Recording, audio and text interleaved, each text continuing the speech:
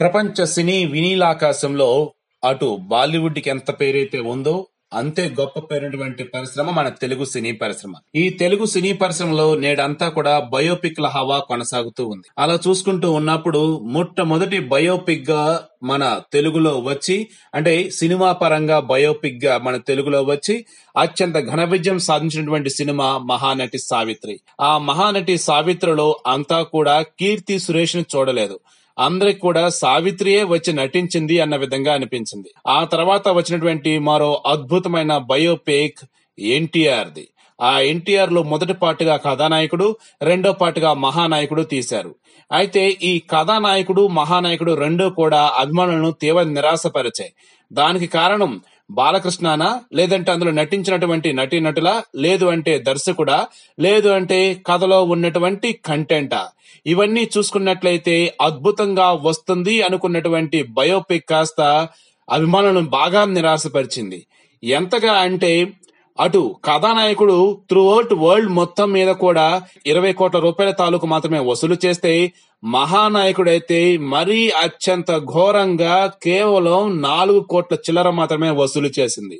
ఇలా చూసుకుంటూ ఉన్నప్పుడు అటు ఎన్టీఆర్ కథానాయకుడు గాని, ఎన్టీఆర్ మహానాయకుడు గాని ఎవరు ఊహించిన రీతిలో డిజాస్టర్స్ గా పేరు తెచ్చుకున్నాయి.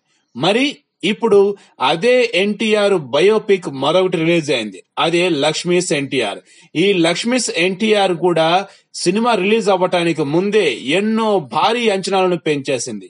ఆ భారీ అంచనాలు పెంచడానికి ప్రధాన కారణం రామ్ గోపాల్ వర్మ అనే వ్యక్తి డైరెక్టర్ అవటం అయితే, ప్రతిసారి కూడా ట్రైలర్ కావచ్చు, సాంగ్ కావచ్చు, లేక ఏదైనా సరే ఆ సినిమాకు సంబంధించిన పోస్టర్ తో సహా ఏ ఒకటి రిలీజ్ చేసినా సరే గణనీయంగా అభిమానుల నీరాజనాలు అందుకుంది.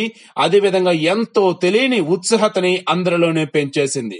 ఇప్పుడు అదే విధంగా అటు కథానాయకుడు మహానాయకుడు రికార్డులను తలదన్నే విధంగా లక్ష్మీస్ ఎన్టీఆర్ ప్రపంచవ్యాప్తంగా ముందుకెళ్తూ ఉంది.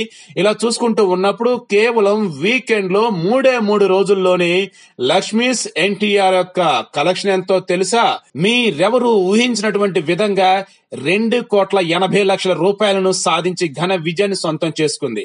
ఇంకా లాంగ్ రన్ లో భారీ విజయం దిశగా ఈ సినిమా దూసుకెళ్తుంది. అదేవిధంగా భారీ రకంగా వసూళ్లు కూడా వస్తాయని కూడా తెలుస్తూ ఉంది. ఎందుకంటే ఆంధ్రప్రదేశ్ లో అంటే సినీ అభిమానులు, అదేవిధంగా లక్షల్లో జనాలు చూసేటువంటి సినిమా థియేటర్లో ఉన్నటువంటి ఆంధ్రప్రదేశ్ ఏరియాలో ఇంకా సినిమా రిలీజ్ కాలేదు. ఈ సినిమాని ఆంధ్రప్రదేశ్ లో కూడా రిలీజ్ చేయడానికి వర్మ పోరాటం చేస్తూనే ఉన్నారు కోర్టుల పరంగా. సో ఇలా చూసుకుంటూ ఉన్నప్పుడు ఆంధ్రప్రదేశ్ లో కూడా ఈ సినిమా గనక రిలీజ్ అయినట్లయితే, ఏ మహానాయకుడు సినిమా అయితే రాజకీయంగా తీశారో ఆ మహానాయకుడు సినిమా కలెక్షన్లన్నింటిని కూడా కేవలం మొదటి వారంలోనే దాటేసే విధంగా లక్ష్మీస్ ఎన్టీఆర్ దూసుకుపోతూ ఉంది. అదే విధంగా కథానాయకుడు మహానాయకుడు 2 చిత్రాల్లో సాధించినటువంటి ఆ భారీ వసూళ్లని కావచ్చు, లేదంటే డిజాస్టర్ వసూళ్లను కావచ్చు, మొత్తాన్ని కూడా కేవలం ఈ లక్ష్మీస్ ఎన్టీఆర్ మొదటి 2 వారాల్లోనే సాధించే విధంగా కనిపిస్తూ ఉంది.